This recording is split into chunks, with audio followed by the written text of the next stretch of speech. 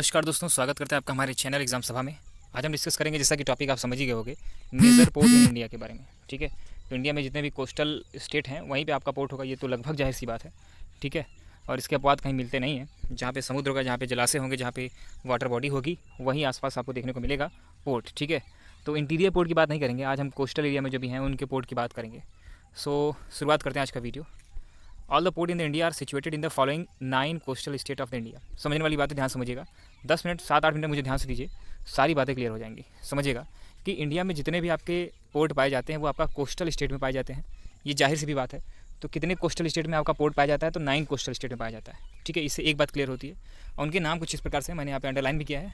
केरला हो गया, कर्नाटका हो गया, महाराष्ट्र हो गया, गोवा, गुजरात, वेस्ट बंगाल, उड़ीसा, आंध्र प्रदेश एंड तमिलनाडु। ये 9 ऐसे कोस्टल स्टेट हैं जहाँ पे आपके पोर्ट देखने को मिलता है। So India's extended coast lines form one of the major portion of the land.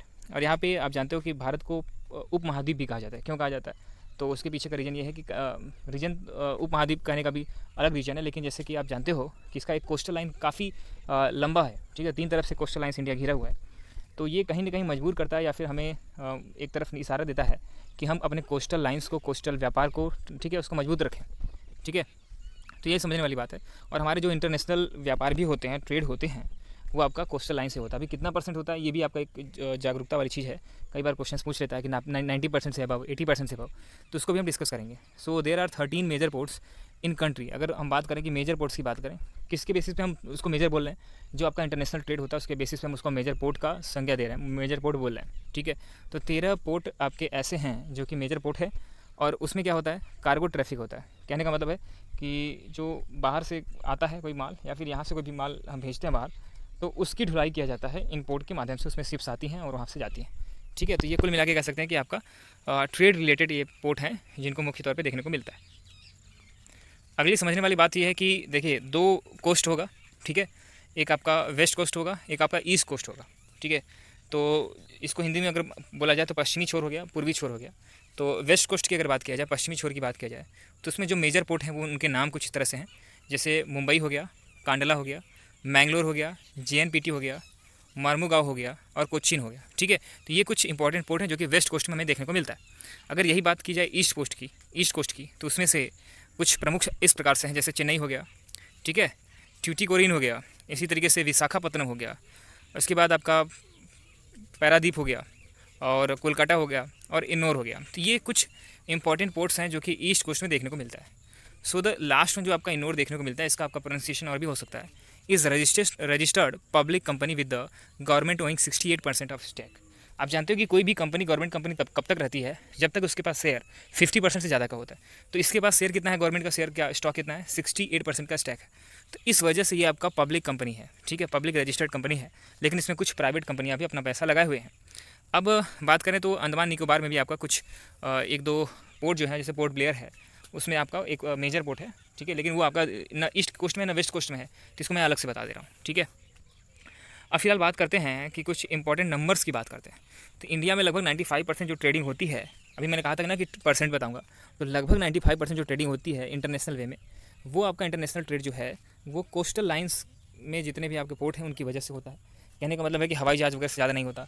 सड़क से आप जान ही रहे हो कि बांग्लादेश हमें कुछ दे नहीं सकता खास। ठीक है, और पाकिस्तान से कुछ अपनी बनती खास नहीं है।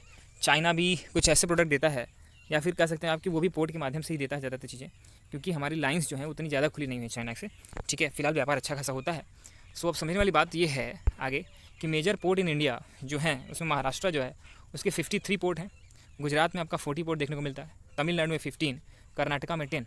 इस तरीके से आपको कुछ इंपॉर्टेंट मैंने स्टेट्स के बता दिए। इसके अलावा भी 82 कुछ मेजर और इंटरमीडिएट पोर्ट हैं जिनका मैं नाम नहीं ले रहा हूँ, लेकिन वो अलग अलग जगह पे स्थित हैं। ठीक है, अब इसके बाद हम बात करेंगे ईस्ट और वेस्ट कोस्ट में पाए जाने वाले कुछ important major port of India के, इन इंडिया के अंतर्गत पाए जाते हैं। तो मैं जोन बताऊंगा, स्टेट बताऊंगा, पोर्ट बताऊंगा, फीचर्स बताऊंगा कि इसका फीचर क्या है।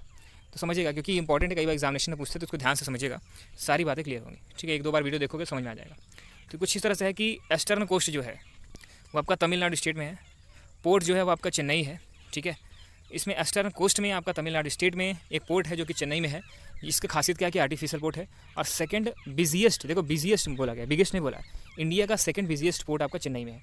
दूसरा आपका वेस्टर्न कोस्ट का है, ये आपका केरला में देखने को मिलता है और इसका पोर्ट का नाम कोची है और ये साइटेड इन द वेम्बानन लेक। यहाँ पे एक लेक है, इसके बारे में लेक के बारे में अगर आपने नहीं पढ़ा तो हमारे चैनल पे जाके देख सकते हो।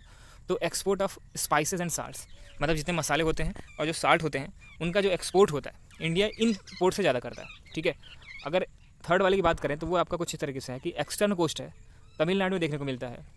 ठीक है, एन्नोर है और इंडियाज़ फर्स्ट, ठीक है, कॉर्पोराइज्ड, ठीक है, कॉर्पोरेटाइज्ड क्यों बोला गया है, इसको कॉर्पोरेट सेक्टर्स को भी कुछ इसका परसेंटेज दिया गया है। लेकिन समझने वाली बात ये है कि इसमें जो स्टॉक है या फिर कह सकते हैं कि अभी इसको गवर्नमेंट ओन्ड ही है, जैसा कि 68% मैंने बताया था। ये भी आपसे क्वेश्चन पूछ सकता है, थोड़ा सा चेंज है इसलिए पूछेगा। ठीक है, तमिलनाडु में एन्नोर इसका नाम है, ईस्टर्न कोस्ट में पाया जाता है। ठीक है, इंडियाज़ फर्स्ट आपका कॉर्पोरेटाइज्ड ये आपका पोर्ट है, मतलब कि इसमें कॉर्पोरेट बंदे, कुछ प्राइवेट बंदे भी इसमें आए हुए हैं। अब बात करते हैं ईस्टर्न कोस्ट की एक और, तो वेस्ट बंगाल में हल्दिया नामक जगह पे पाया जाता है। तो रिवराइन ये पोर्ट है। ठीक है, ये रिवर्स के अंदर जा करके ये पोर्ट बनाया गया है। ठीक है, अब आप कमेंट सेक्शन में फिलहाल मैं बता ही देता हूँ क्योंकि situated on the Hooghly river यहाँ पे लिखा हुआ है कि ये हुगली रिवर पे पोर्ट है। अभी तक आपने सारे पोर्ट जो देखे होंगे वो आपका समुद्र के किनारे बने थे, लेकिन ये कुछ ऐसा पोर्ट है जो आपका रिवर के किनारे है। तो रिवराइन पोर्ट है, ऐसा सिंगल पोर्ट नहीं है, लेकिन आप ध्यान रखेंगे कभी पूछ लिया कि हल्दिया कैसा पोर्ट है, तो रिवराइन पोर्ट है, मतलब कि रिवर के नदी के पानी से कि में ही उसको पोर्ट बनाया गया, फिर उसके बाद सीधा जाकर समुद्र मिल जाता है, तो उसके अंदर जाकर के। अगला जो है इसको डायमंड हार्बर के नाम से भी बोलते हैं। ठीक है, ध्यान से, नोन एज डायमंड हार्बर, इसको डायमंड हार्बर के नाम से भी जाना जाता है। कई बार आपसे पूछ सकता है कि कौन सा पोर्ट जो है उसको डायमंड हार्बर के नाम से जानते हैं।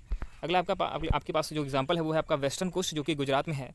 वेस्टर्न कोस्ट, आप गुजरात कहाँ आता है, वेस्टर्न कोस्ट में तो आता है इंडिया के। सो कांदला एक पोर्ट है, काफ़ी इसका नाम सुना होगा आपने। So known as tidal port, इसको टाइडल पोर्ट के नाम से जानते हैं। टाइडल क्या होता है आप जानते ही हो। ठीक है, ज्वारभाटा इसको हिंदी में बोलते हैं। So acknowledged as a trade free zone, इसमें क्या होता है कि ट्रेड फ्री जोन का मतलब क्या होता है, largest port by the volume of cargo handled. Trade free zone मतलब होता है कि व्यापार करने के लिए मुक्त समझौता होता है, ऐसे जगह पे आपका ट्रेड फ्री जोन बनाया जाता है। So largest port by the volume of the cargo handled, जितने भी माल ढुलाई किए जाते हैं उस हिसाब से यह इंडिया का सबसे लार्जेस्ट पोर्ट है। ठीक है, कांडला गुजरात में। तो ये सारे छोटे छोटे फैक्ट्स जो हैं उसको 2-3 बार आप देखोगे तभी समझ में आएगा। एक आपका वेस्टर्न कोस्ट का एक और एग्जांपल है जो है कर्नाटका में, और ये पोजीशन जो है वो आपका मैंगलोर में है। तो ये पोर्ट आपका मैंगलोर प्लेस में पाया जाता है, ये कर्नाटका स्टेट में है और deals with the iron over export.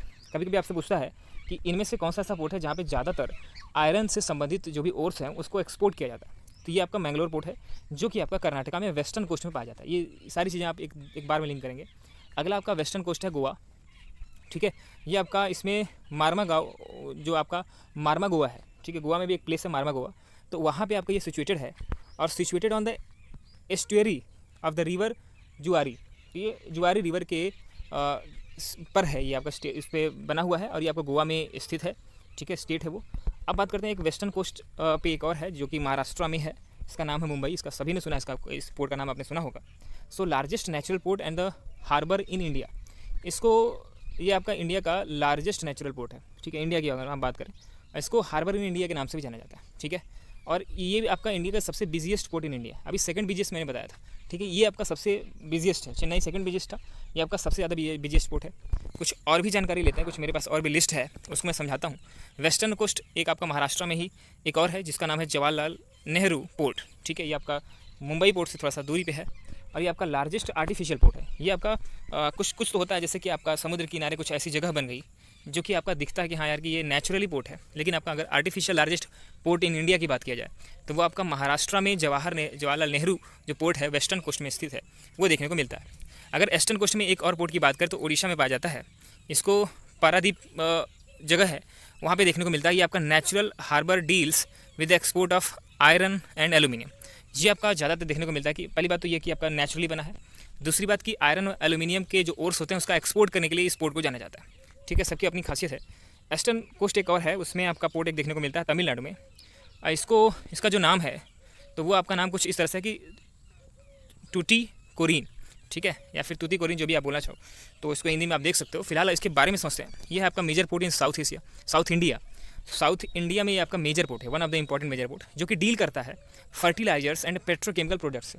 आप जानते हो कि मैंने अब जैसे ओर्स के बारे में बताया कि कुछ और स्पेशलिस्ट पोर्ट हैं, इसी तरीके से आपका फर्टिलाइजर और पेट्रोकेमिकल पोर्ट्स के लिए, केमिकल प्रोडक्ट्स के लिए जो पोर्ट आपका स्पेशलिस्ट है वो आपका टूटीकोरिन है, वो तमिलनाडु में देखने को मिलता है, जो कि एक्सटर्न कोस्ट में। तमिलनाडु में आपका वेस्टर्न कोस्ट में, ईस्टर्न कोस्ट में।